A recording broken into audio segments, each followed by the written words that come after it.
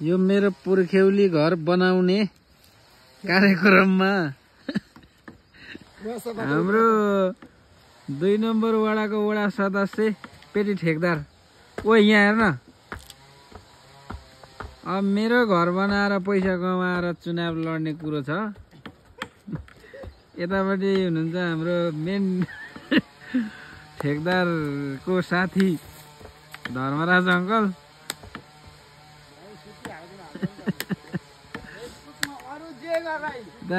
दाई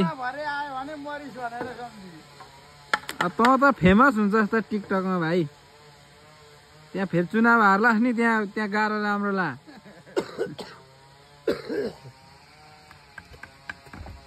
चिनी छ अवलोकन फेरि मेरो इन्जिनियर एकदम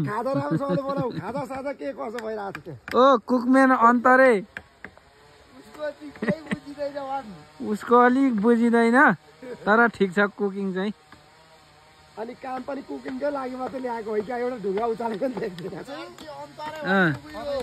भनेको यो ढोका सोका या टक्कसँगले अब हाम्रो वासले यहाँनिर पुरै अब गाह्रो साह्रो लगाएर यो 7 दिनभित्रमा काम समाप्त हुन्छ। यो अब त्यस पछाडि काम समाप्त भएपछि अर्को भनेको यो छ नि यो चाहिँ यहाँनिर स्विमिङ पुलको स्टामेट हो। यहाँनिर चाहिँ ए त्यो माटो भनेको चाहिँ यहाँनिर भनेको एकजना मान्छे अट्नु सक्ने गरेको मात्रै हुन्छ। फेरि यहाँनिर स्विमिङ पुल पालो पालो खेल्नु स्विमिङ होइन, यहाँ स्विमिङ पुल हुन्छ। त्यस पछाडिको यहाँ भनेको किचन हुन्छ। यहाँ किचन एकदम भिआइपी तरिकाको किचन अन्तरे गएको हुन्छ यहाँनिर। त्यस पछाडि सुत्ने ठाउँ भनेको यहाँ झाडीमा हुन्छ। फेरि यहाँ भिआइपी यहाँ छ हाम्रो सुत्ने ठाउँ। एकदम हाम्रो भाँडाकुँडाहरू यहाँ छ। यहाँ मनिका छ हेर्नुहोस्, यहाँ भाँडाकुँडाहरू यहाँ झाडीमा बोटुका चम्ची यहाँ छ। अर्ग्यानिक सुत्ने ठाउँ भन्न अर्ग्यानिक होइन हौ, यहाँनिर झाडी भन्छ। झाडी क्या नेपालीमा फुलबारीको मुनि हो मुला। ल हेर्नुहोस् ल, यस्तो ठाउँबाट चाहिँ खानेकुराहरू यहाँ राखिएको छ हाम्रो। ल अब अन्तरेले चाहिँ नि पकाउने चाहिँ त्यही छेउछेउ मात्रै हो, भेराइटी त्यो त पाकेकै हुन्छ त। अनि यो चाहिँ खराने टार भन्छ। यो ठाउँलाई चाहिँ खराने टार एउटा पर भन्दैछ नि। एउटा पर भनेर गोजीमा हाल्दैछ रपम चार्जो के पार्यो त चाउचाउ एउटा परहरू यत्रो काट्नु। अब दिया दिवाना आउँछ हाम्रो यहाँ। यो चाहिँ हाम्रो दोकान खोल्ने ठाउँ यहाँ दोकान।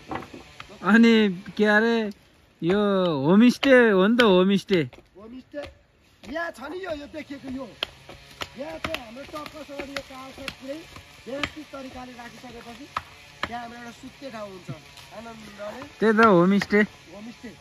यो घारी फलानी हुँदैन यहाँनिर हाम्रो। त्यो घारीभित्र चाहिँ ओछ्यान लाएर चिस्टु घारीमा हाम्रो भरे सामानहरू राखिन्छ। त्यहाँभित्र यहाँभित्र चाहिँ भालुसित सुत्ने ठाउँ, बाघ भालुसित होइन, मृगहरू अब के अरे प्रकृतिसित बाँच्नु पर्यो नि त। अनि त्यस पछाडि भनेको यो फुल छ नि, यो देखेको फुल। अब यो भात खाने यो पाउँदैन, यो खाने हो फेरि हामीले भनेको यो यस्तो दियो भने त अब यहाँ पाउँदा सकेपछि खाने के भयो केही छैन। यही फुलमा पनि चपाउनै पर्यो। होमस्टेमा त्यस्तो व्यवस्था छ। अब फेरि अब यहाँ टाउकोमाथि भन्नु त नि 21 फलले रुखेर छ। फेरि टाउकोमाथिको दानाको रुखेर फेरि 21 मुखे फल्ने रुखै चाहिँ ज्वालाहरू पनि फल्छ टन्नै। अनि यो भनेको वडा सदस्य हो। अब यतिको नेता हुनु पर्यो के गाउँ विकास हुनुको लागि नि। आफै श्रम गर्ने। लास्टमा यो सार्की काकाको भन्छ नि, यो सार्की काकाको यो त काटिहालिन्छ नि।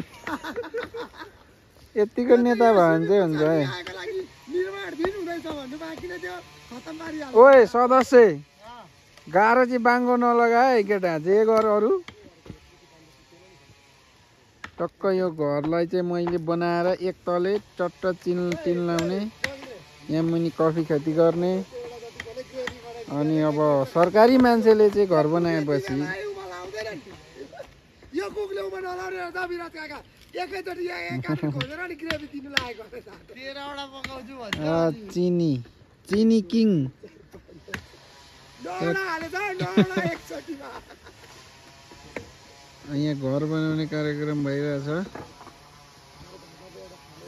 अब हाम्रो चाहिँ खाजा खाने कार्यक्रम अगाडि बढ्दैछ तन्दुरी अन्तरे काकाले भेराइटी बनाउँदै हुनुहुन्छ चाउमिन चाउ चाउ दिउँजी नखा न जाँठा सुरुमै यार खाजा खाने बेला भएछ अहिले त्यहाँ खानुपर्छ क्या यो हाम्रो गाउँले खुवाई